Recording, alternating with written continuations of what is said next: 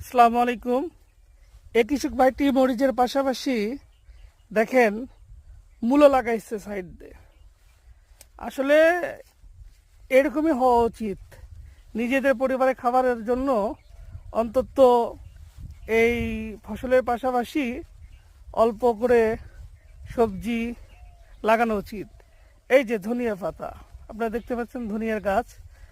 এই ধনিয়াগুলো আসলে একদম বিষমুক্ত, এগুলোতে কোনো প্রকার আপনার কীটনাশক স্প্রে নাই।